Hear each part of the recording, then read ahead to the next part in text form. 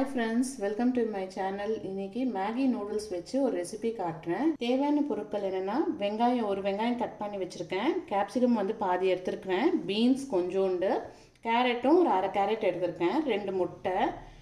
இது 12 rupees Maggie பேக்கெட்லேருந்து எடுத்தது. பொடி பொடியாக இது பண்ணி வச்சுக்கோங்க. இதை மேகியில் இருக்கிற மசாலா பவுடர் இது. டொமேட்டோ சாஸ் ஒரு ஸ்பூனு, சோயா சாஸ் வந்து அரை ஸ்பூனு. வாங்க எப்படி பண்ணுறதுன்னு காட்டுறேன். இந்த ரெசிபிக்கு தேவையான அளவுக்கு நான் எண்ணெய் கொஞ்சம் ஊற்றிக்கிறேன்.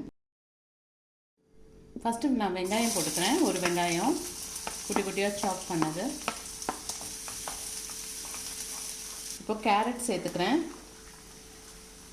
அப்புறம் கொஞ்சோண்டு குடமிளகா இருக்குல்லையே அதையும் சேர்த்துக்கிறேன். பீன்ஸையும் சேர்த்துக்கிறேன். இது வந்துட்டு ஓவராக குக் ஆகக்கூடாது, கொஞ்சம் க்ரன்ச்சியாக இருக்கணும். இந்த ரெசிபிக்கு ஒரு 70% குக் ஆனாலே போதும். எல்லாமே கேரட்டு, பீன்ஸு, குடமிளகா எல்லாமே இதுவையாச்சு. மேகி மசாலா சேர்த்துக்கிறேன். நான் இதோட எண்ணெயிலேயே வறுக்கும் போதே இதை போட்டுருவேன். இந்த மேகிக்கு ஏற்ற அளவுக்கு நான் 1.5 டம்ளர் தண்ணி சேர்த்துக்கிறேன்.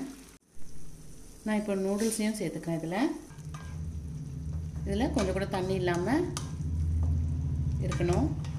நூடுல்ஸ் வந்து தண்ணி இல்லாமல் நல்லா வந்துருச்சு. இந்த டைமில் வந்து நான் அரை ஸ்பூன் சோயா சாஸ் சேர்த்துக்கிறேன். டொமேட்டோ சாஸ் கொஞ்சோண்டு ஊற்றிக்கிறேன். எல்லாத்தையும் சேர்த்து கலரி விட்டுட்டு இது நல்லா ஆறிட்ட அப்புறமா என்ன பண்ணணும்னுட்டு உங்களுக்கு காட்டுறேன். நூடுல்ஸ் நல்லாவே ஆறிடுச்சு. நான் எல்லாத்தையும் இந்த பவுலில் சேர்த்துக்கிறேன். இந்த நூடுல்ஸ்க்கு ஏற்ற அளவுக்கு நான் முட்டையும் இதில் போட்டுடுறேன்.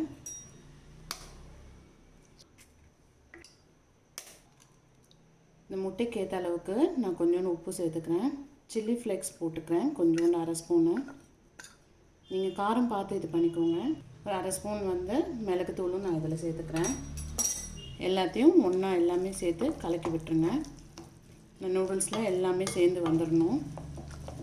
இப்போ ஸ்கூல் திறந்ததால் பசங்க ஈவினிங்கில் வரும்போது பசிக்குதுன்ற நேரத்தில் இது பண்ணி கொடுத்தீங்கன்னா சாப்பிட்றதுக்கு நல்லாவே இருக்கும். விரும்பியும் சாப்பிடுவாங்க. வாங்க எப்படி பண்ணுறதுன்னு காட்டுறேன். தோசை தவாவில் நான் குட்டி குட்டியாக போடுற தோசை தவா யூஸ் பண்ணுறேன். நீங்கள் இது இல்லைன்னா வெறும் தோசை தவா கூட யூஸ் பண்ணி இது பண்ணலாம். இந்த ரெசிப்பியை நான் ஆல்ரெடி எண்ணெய் அப்ளை பண்ணியாச்சு.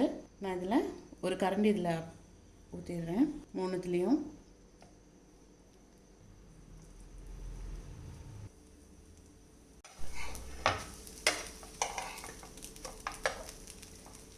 இது வந்து நான் காரம் கொஞ்சம் கம்மியாக தான் யூஸ் பண்ணியிருக்கேன். நீங்கள் கொஞ்சம் காரம் வேணும்னா எக்ஸ்ட்ராவும் நீங்கள் அந்த சில்லி ஃப்ளேக்ஸ்லாம் கொஞ்சம் எக்ஸ்ட்ராவாக யூஸ் பண்ணிக்கோங்க. முடிஞ்சிடுச்சு. நான் பிளேட்டில் வச்சுட்டு காட்டுறேன். நூடுல்ஸ் வந்துட்டு டிஃப்ரெண்ட்டாக நான் பண்ணி காட்டியிருக்கேன் எக்கை வச்சு. நீங்களும் இதே மாதிரி ட்ரை பண்ணி பாருங்கள். நல்லாயிருக்கும், டேஸ்ட்டாகவும் இருக்கும். உங்களுக்கு பிடிச்சிருந்ததுன்னா என் சேனலுக்கு நீங்கள் சப்ஸ்கிரைப் பண்ணுங்கள். கூடவே பெல் பட்டனும் ப்ரெஸ் பண்ணுங்கள். தேங்க்ஸ் ஃபார் வாட்சிங்.